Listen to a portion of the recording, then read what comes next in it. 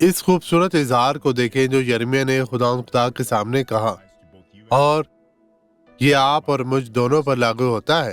اے خدا، دیکھ تو نے اپنی عظیم قدرت اور اپنے بلند بازو سے آسمان اور زمین کو پیدا کیا، اور تیرے لیے کوئی کام مشکل نہیں ہے۔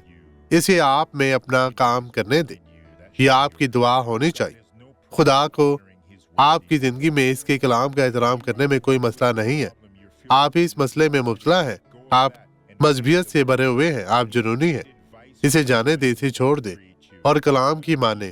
آپ کو کسی ایسے شخص سے مشورے کی ضرورت نہیں ہے جس نے آپ کو تخلیق نہیں کیا۔ آپ کو بس وہی چاہیے جو بائبل مقدس کہتی ہے یا اس میں موجود ہے، اس کے مطابق عمل کریں۔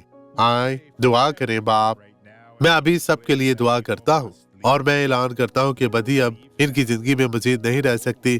انہیں چھوڑ دے یسوع کے نام میں، اور آپ کہیں آمین۔ خداوند آپ کو برکت دے۔